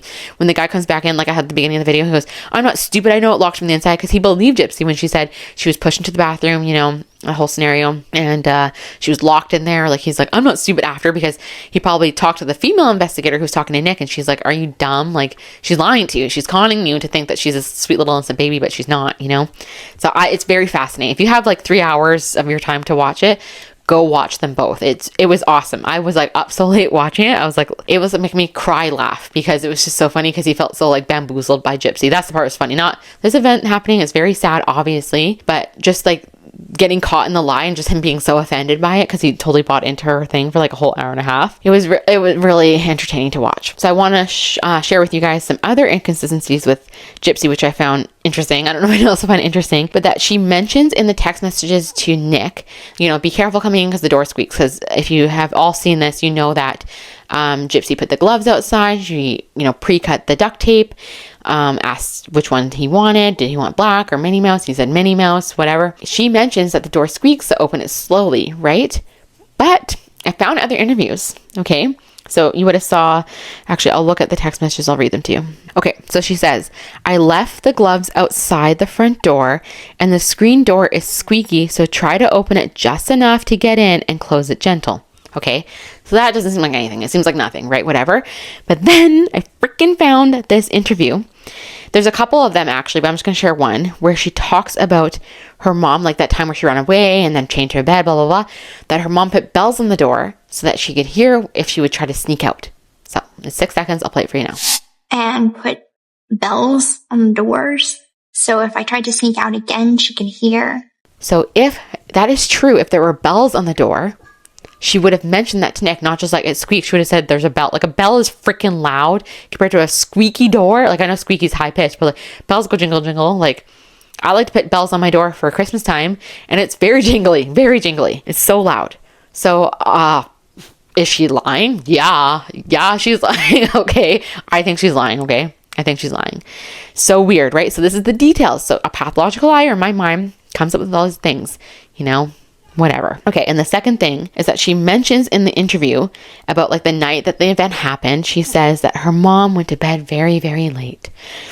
Okay. I'll play that for you now. She went to sleep very, very late. Then, let me find it. Oh, weird. Okay, I'm looking through my text messages. The reason why I thought that other personality of hers was named Pam is because her name is actually named Ruby. This is weird. Okay, so also Nick was already in town, but they weren't planning on doing it that night that they did it. But what I found interesting, so I'm getting really excited because I was looking at these text messages and I realized I forgot to say this, is that okay, Nick says to Gypsy, I'm safe, hun, but I may barely make it to tomorrow. I'm under $200. Gypsy says, you'll make it. How much is a night tomorrow, hun? You're not that far from me, maybe 4 minutes. He says, well, I had to pay $140 for the one night because I was early, dear. She says, unless you want to do it tonight, like the late part of the night, and then she sends a question mark. And then she says, it would have to be. And she says, it's the only way to get you money and everything go like we planned. He says, $50 of the dollars I should get back, though, because it's a safety deposit, hun. She says, it all matters on the soonest you want to see me, hun. Oh, no, he said that, sorry. He said, it all matters on the soonest you want to see me, hun. And then he says, I already talked to her, dear. Everything is fine. I was just talking with his mother. She says, Gypsy says to Nick, I will text you. We are doing this tonight, hun. It won't be until later, like in the AM. Times to get your rest, darling. And then he said she sleeps on her tummy, blah, blah, blah. Okay. She also says, okay, this shows crazy intent to me that she says this to him. She says, for motivation's sake, bring your A game, hun. This is life with me on the line. What? How has no one mentioned that? Sorry, my face probably looked screwed up. And then, okay, there's the thing about the door. Okay, this is the part about the sleep. She says, you should get some sleep, hun. She says this to him at 10 p.m. You should get some sleep, hun. My mom goes to bed at like 4 a.m. But the event happened around 1 a.m. or something. Okay, sorry, my thing would have caught off weird there. My stupid phone stopped recording. I plug in my mic into my phone to record the audio portion of this video. But yeah, okay. So the part about the 4 a.m. Let me see. Sorry, I'm lost my train of thoughts now because I was on a roll and then it got all cut off. You should get some sleep, hun. My mom goes to bed at like 4 a.m. Now that is really, really late. I know really late can be up for debate, but when you're saying on your review, like she said, really, really late. 1 a.m. to me is like really late. 4 a.m. is not really, really late. Like I think 4 a.m. is like really, really, really, really late, you know? I don't know. But it was like basically planned last minute because then they were communicating with each other about, she fell asleep. Like, because in any of the documentaries, you would have saw that she said that night she watched a movie with her mom. Her mom took her sleep aid and then, went to bed. But she must have went to bed earlier. Because maybe you're watching a movie, it kind of makes you veg out more and get tired earlier than maybe you would have if you were like doing other things in your house. I think maybe that's why. But she says at 1:14 a.m. that my house is the one with the ramp and the front porch ramp is painted white. So he was about to call a cab from his hotel to come to her house. So it was at 1 a.m. Like, she wanted this done. You know, this shows crazy intent to me. And yeah, I think it's crazy. The other thing I find interesting, which I don't know if I have any videos to show you this, is that she does claim that she texts Nick at night when her mom's sleeping, right? But all the text messages that I can see that were like court text, whatever, is that they mainly texted at night, like 7 p.m. to like 8 a.m. So for mom bit at 4 a.m., wasn't she like wondering what Gypsy was doing, or was Gypsy pretending to be in bed? I don't know. That could be it too. I wasn't thinking about that, but yeah, she could have totally been pretending to be in bed. And then the other discrepancy is that she mentions that she dropped her phone by accident, right? And that's how her mom found that she was at Dan's. But then she shares in a ton of other interviews that she never had a phone. She used her mom's phone or mom's computer when she was sleeping at night to, there it is, there's the thing of sleeping at night, to text Nick. So wouldn't she delete all the text messages? Like, also, how did the court get pictures of all of them if she did it on her mom's phone? That makes no sense. So she clearly had her own phone this whole time, but she lies in like certain interviews, which is super weird, right? And then also her age, right? On Dr. Phil, she talks about how she found out her age because she went and took her Medicaid card and whatever. When did you figure this out? I started having an inkling when I turned 19. But then in other interviews, she says that like her mom easily manipulated her, but she didn't mention that in the Dr. Phil thing, but that she ended up just believing her mom, you know? So it sounds like maybe she knew her real age for a while, like maybe 4 years. I don't know. Obviously, I wasn't there. I can't prove anything. I'm just speculating on this very public case. But yeah, I did find that very interesting, all those weird discrepancies. So now let's get into, is that all I have for the actual video portion of like the crime and everything? I've been recording for a while, but I also feel like this is going by fast now that I'm getting to the end. Okay, the next thing I'm going to go into is Gypsy's release.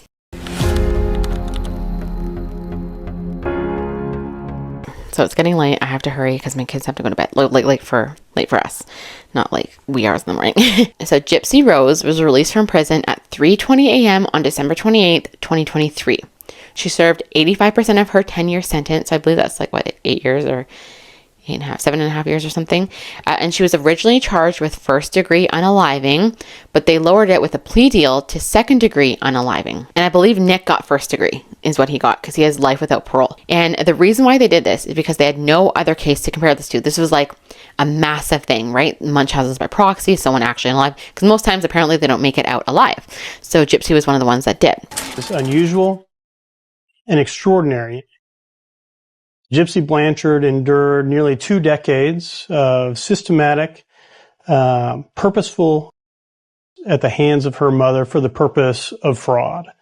And so by amending to second degree, we were able to both hold Gypsy Blanchard accountable for the, which was not justified nor excusable, but yet account for those mitigating circumstances. All of us involved are, it's relief. At the very beginning of this, there was the question of the penalty on the table. Ultimately, it's the best outcome for her. It's the best outcome for the state of Missouri, and ultimately the right thing to do for everybody. But I think it also goes into not just the Munchausen by proxy, but all the alleged ABUSD that she endured outside of the medical stuff, right? Also, the medical stuff is all on her word because apparently, so there's this YouTube channel, the Good Wives Network. I didn't put any of their videos in here, but feel free to go to their channel. They used to work with Gypsy after her, like when she went to prison. So they know their stuff, and apparently none of the medical documents really line up with what Gypsy's saying. I haven't looked into it. Maybe I plan to. If you guys want me to look into that more, I can totally do that if you're actually interested. But that channel, they do a really great job. And they apparently have a Facebook and stuff and whatever. They had no other case to compare it to. The prosecutor, let's see, yeah. So the prosecutor says that they believe they got the best outcome, blah, blah, blah, given this case.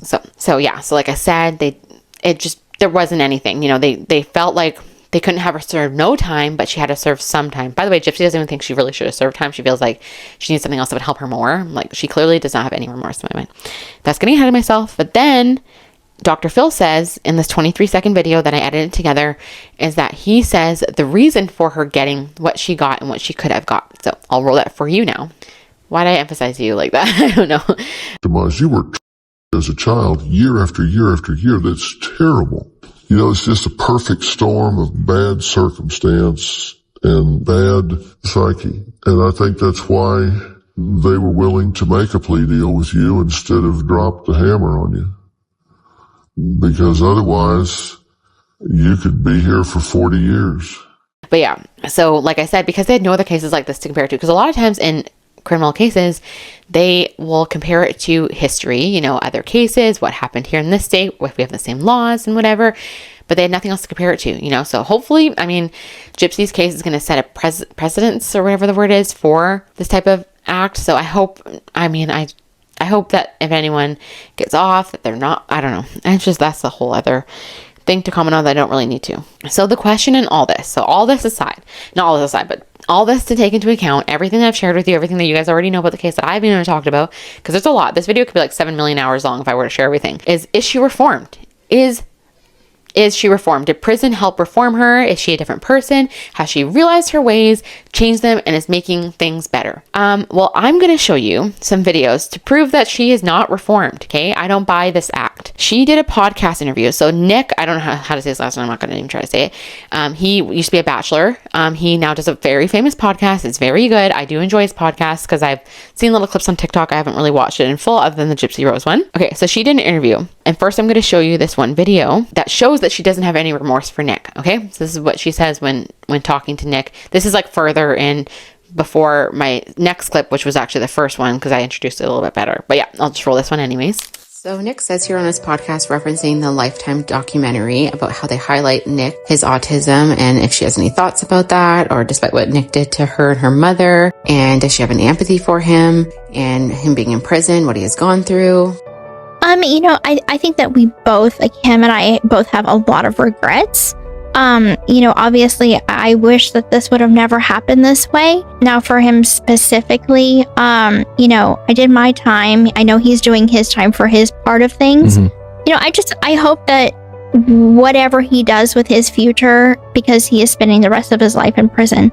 So she goes on to say that she acknowledges that she is the reason why he is in prison. However, she is not sympathetic at all to the situation that he's in because of the whole thing about her doing her time and now he's doing his time. And to me, Nick seems super surprised by what she's saying. And so she seems to get kind of defensive and say that the reason for this is because in her past relationships, she said 2 since she's been incarcerated, and each one of her exes and even her husband was like, each one of my exes and even my husband is like, baby, if you would have asked me that question, if you would have said, hey, can you call my mom to get me out of this situation, they would have said no. And then she goes on to say that they would have called the police and said we're going to the authorities. And basically the rest of this here is just like a blame game on Nick, just blaming him that he didn't go to the police despite Gypsy having multiple opportunities to go to the police herself, and just saying that Nick had these dark fantasies and he wanted to do it. It's a fantasy that he lived out and now he's paying the consequences of that. But that being said, she says it's neither here nor there. In her opinion, what she thinks of the situation is just, it is what it is. Okay, so to me, that's insane that she shows no remorse for involving Nick. He would not have been in the situation. Yes, he did it himself, as in like he did it, you know, but like I said before about his medical things, and then he didn't know Dee Dee before knowing Gypsy, you know, she sent him the money to come there and everything like that. So without her being involved, he wouldn't be involved. So she should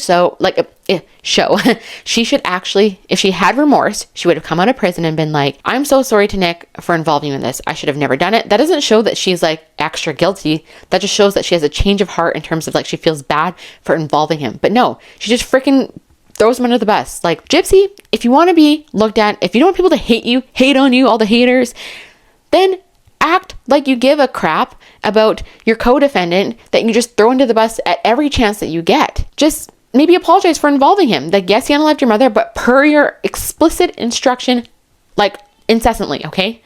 Ugh, I'm so mad because I can't imagine. It's just like insane. And then, okay, so what blows my mind when I saw this, I was like, are you kidding me?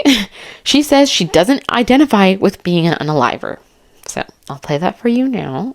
So Gypsy was on a podcast recently and explained that she has been doing a lot of interviews, and she was on The View recently and she was so nervous that they were going to be rude to her. But she did some international interviews last night, so the night before this podcast, And one of the questions was like, how do you feel now that you're getting all this attention? You're like, she just flat out said it. It was a lady from the UK. And she goes on to say that she was kind of like, okay, and everybody in the room is just like jumped up and was like ready to fight or something. And she's like, I'm okay. They were freaking out for me. And I'm like, no, guys, I got this. And she goes on to say, I think that I'm going to have to address, because it's always in my comments. Like, why are we glorifying her and this and that and the other? To me, she lacks any sort of accountability because she says she doesn't want to remind people every single time that she's not the one who committed the act to unalive. And so she's part of it, right?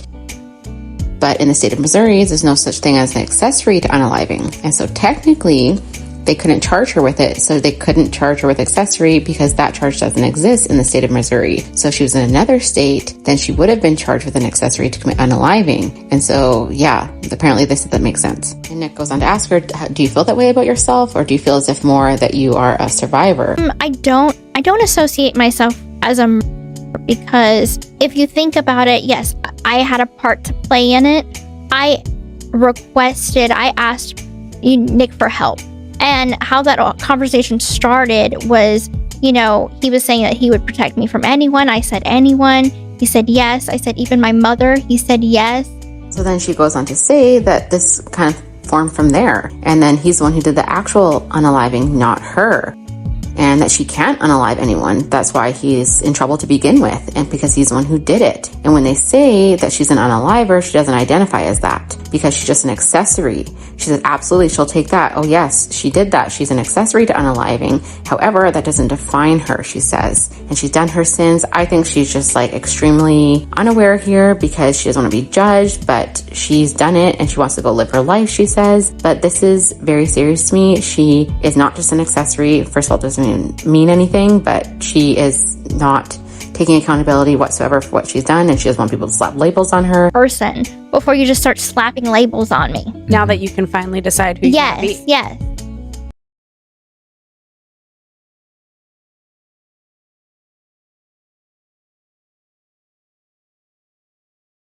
What do you guys think? BS, right? Doesn't identify with being one and blah, blah, blah. People have to stop blowing smoke up her butt and just put her in a place a little bit more, people glorifying people doing this. We all like a victory story of someone who overcame someone who wronged them and whatever. This is not that totally, okay? Yes, in terms of her mom, but she is throwing this other guy under the bus. Yes, again, he's an adult, made his own choices, but he wouldn't be there without her. And she doesn't give a rip about him. He's clearly still in love with her. He's already said in other interviews that he's in love with her. I hope he's not anymore. God, I hope he's not anymore. She's throwing him under the bus every chance she gets. And he should not love her. She does not love him. She manipulates, takes advantage of people she can because she learned that from her mother. And she's never going to stop. Honestly, I don't think she's ever going to stop. I just think it's ridiculous, okay? I think it's so dumb. Now, my last part before I get into my final thoughts will be on Gypsy's husband.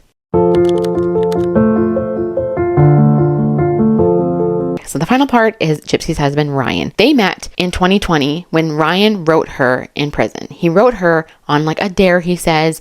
His friend, who's a girl, wanted to write Tiger King. He said, well, if you write Tiger King, I don't even know Tiger King. Honestly, I never got into it when it was during COVID. I will write Gypsy. He wrote Gypsy. They fell in love because he's from Louisiana and she's from Louisiana, blah, blah, blah, blah, whatever. I'm not going to get into the whole nitty gritty details of the relationship. I'm just going to mention a few tiny things. Does anyone else think that he looks like her mom? The weight? The look, I'm not body shaming, okay?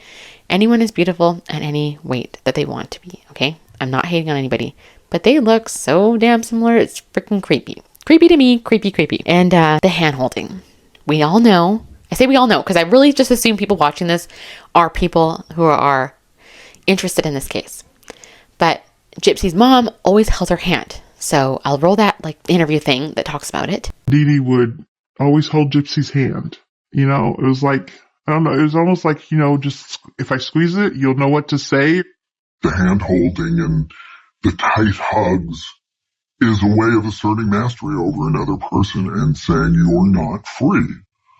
You're under my control at all times, even in relatively benign situations like our being photographed, getting the Habitat for Humanity home. Those are innocuously happy occasions, but there were also occasions where Dee Dee reasserted her mastery over Gypsy. Okay, and then I'm going to show you this video. There's no sound in it, so I'm just going to show you the video of Ryan always holding her hand everywhere, holding the arm, holding the hand. At one point at the beginning of the video you saw, she swipes her hand, wipes it on her when he lets go. Because if you see during the interview, if you go back and watch that interview on Nick's channel, she, when you talk with your hands, I've been talking with my hands all the time. She clearly wants to do that, but she's restricted because she's holding his hand. And then he lets go at one point, and then she's and then he wants to hold her hand again. I think she's mirroring this relationship. I also think she didn't want to go live with her stepmom and her dad after prison, and she's with someone not good. Also, I've looked up the psychology on people who marry people in prison. It's weird. It's weird. Sorry if you're one of them, but it's weird. It's weird.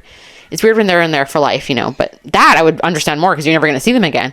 You're just having this pen pal type relationship, but why would they get married?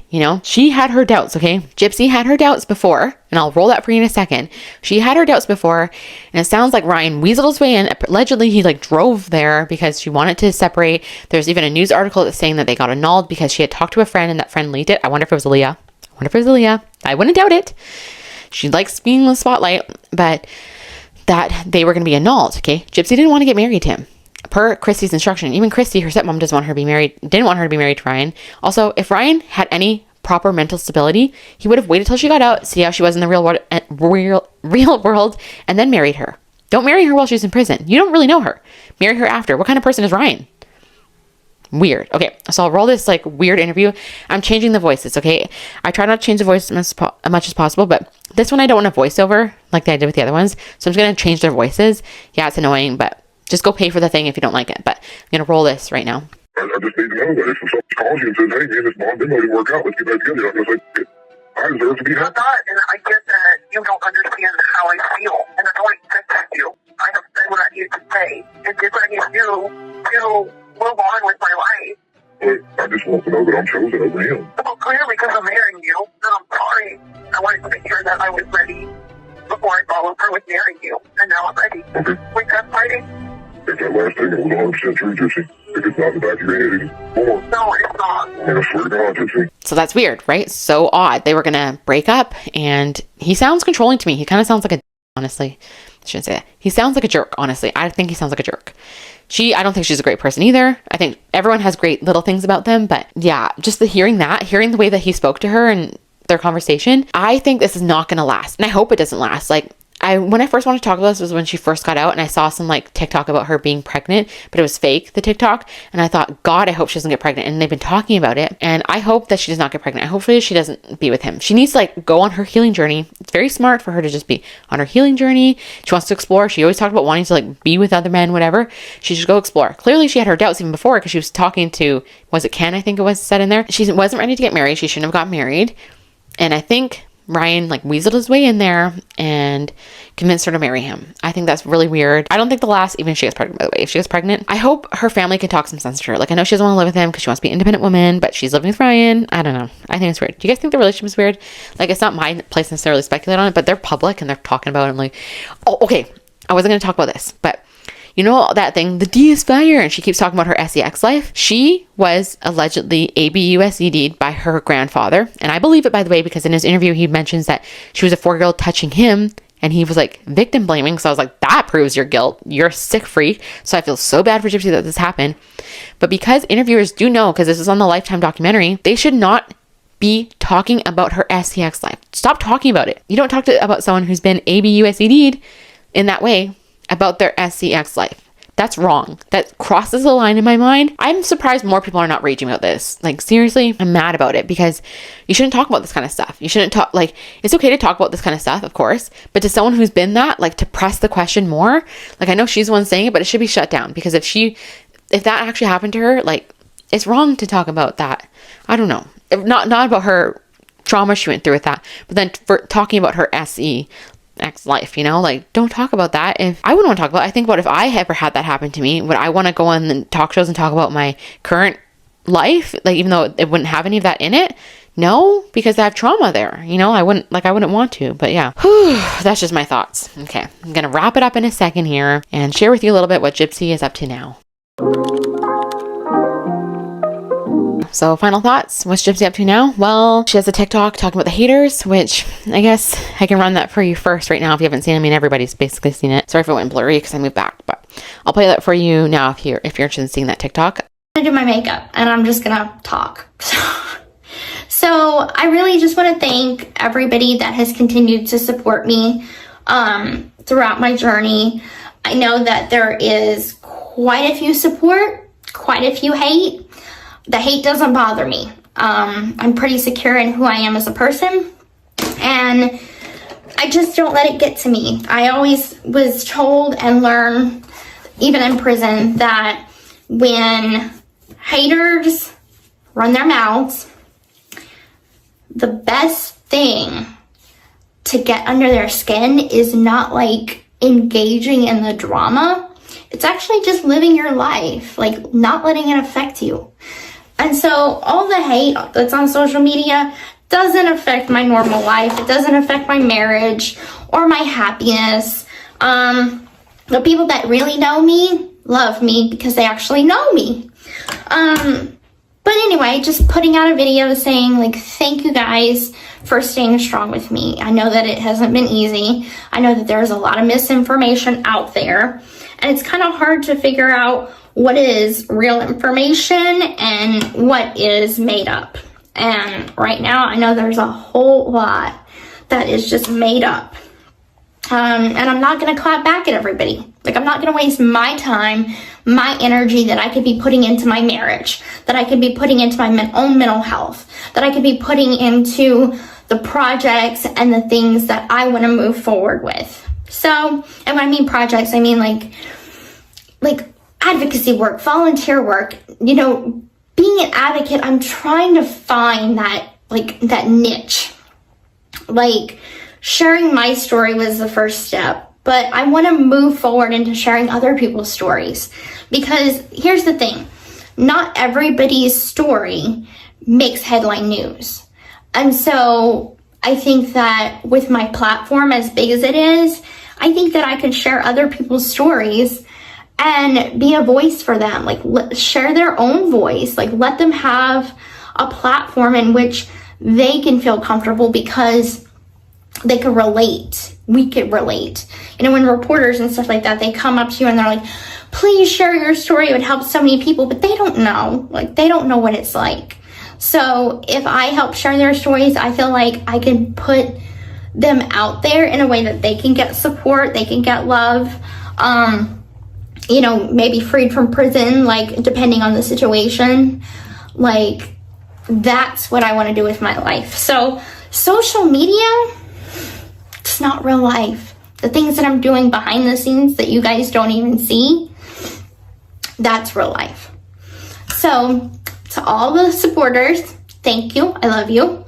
To all the haters, no comment, because I'm not going to waste my time on you guys.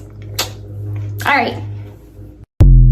So cool, calling it the haters. And then what Gypsy's up to right now is she's sharing about this case about her friend who's in prison right now, who allegedly got her boyfriend to unalive her mom. Her dad survived.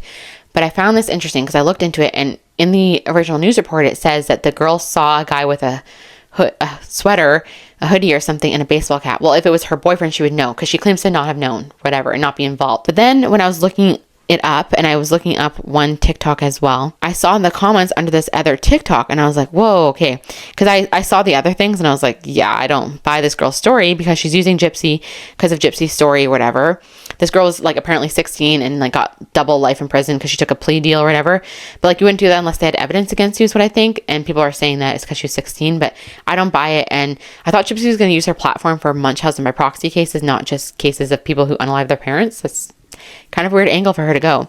But okay, this is one of the comments on that TikTok that was first talking about this case, but way before Gypsy talked about it. Okay, this person said, dude, no, I know her family, and that's 100% BS. Funny how she never made accusations, because she says her parents ABUSED'd her as well. Never made accusations until people offered her help to get out. Her dad never had. It says, at 8 a.m., our teachers gathered our class of 25 to tell us about the tragedy, and immediately everyone knew she did it from her prior attempts.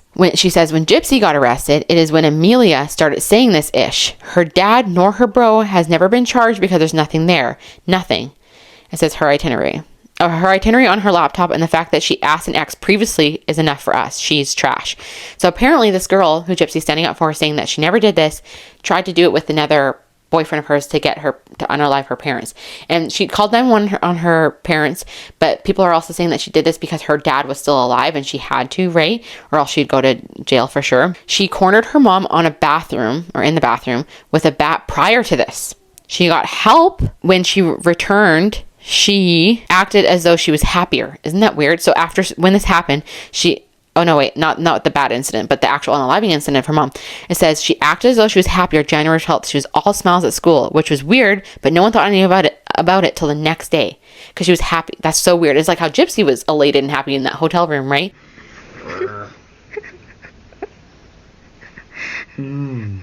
Hi, honey. I'm feeling it. Very weird. Very weird. Okay. And then, other things just saying she's a liar. So there's a lot of proof from people saying stuff that this girl is also lying. So she's using Gypsy as Gypsy's platform, even though they're not talking anymore. They probably talk because Gypsy is part of her parole. She can't talk, whatever. Oh wait, I should roll the video for you. Sorry, I completely forgot to do it. I'm going to roll for you in a second after I'm done talking about this. Gypsy's parole terms, because I Googled them and couldn't find them, but I found her in a video on that next podcast talking about her parole terms. But okay, so this friend is like using her, she's doing whatever, I don't know, whatever it is. They're not talking now because it's against her parole to talk to people in prison. But I don't buy it. I don't buy the story at all. Everyone's like praising her in the comments. It's insane, but I don't buy it. Okay, I don't buy it. Okay, so I'm going to play for you now this video of Gypsy's parole terms. I'm going to try to play it fast, edit it, change the video just so I don't have to, like the tone of their voice, so I don't have to edit it too much. But She's on parole. What are your limitations? Okay, so my limitations are no contact with my co-defendant, Godejohn. Take a therapy. Then I can't drink alcohol and I can't use drugs, which I don't want to use drugs. So, then I have to ask for permission to leave the state of Louisiana. And other than that, those are pretty simple conditions. So it's just good to know her parole terms. I think it's good. People don't know, I also saw a picture of her allegedly having alcohol, but I looked into it pretty deeply and it looks like it was Photoshopped. So I don't believe that she was at some place drinking. She's not gonna be that stupid of a person taking a picture of her with a drink. She's not gonna be that dumb, in my personal opinion. She doesn't want to go back to prison, right? This to me was a big video. I wonder how long it's actually gonna be. I've been recording for like an hour and a half at least now, because I've had to re-record things and whatever. But I hope you liked my take on Gypsy Rose. If you didn't, I'm sure people are gonna let me know. But I know it's different.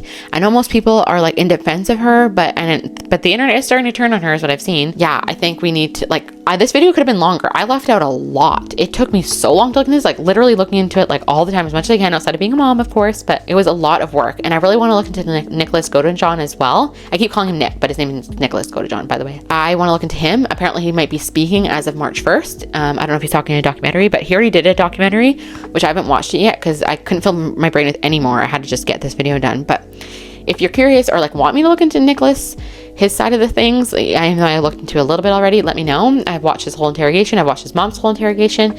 I do want to share more if people are interested, but it's a lot of effort to put it in. I appreciate everyone who's here. Even if I don't get many views, I appreciate those of you who are here who've taken the time to watch this video. And yes, I was organized, and yes, I'm also slightly disorganized because that's just how my brain works. I'm a real human. I'm not a robot, okay? And I do this myself, and I like doing it myself. I don't want anyone to do it for me, okay? Thank you so much for those who are here. Thank you for sticking around my channel, even if I haven't done a deep dive lately, but I do want to do at least one deep dive a week. I'm going to really try, okay? I'm going to try. Anyone watch Love is Blind? Let me know if you want me to discuss that. It's just going to be sharing my thoughts because I can't deep dive without ruining it for myself because I'm not going to Google these people until after, maybe. I hope you guys are having a fantastic night. Bye, guys.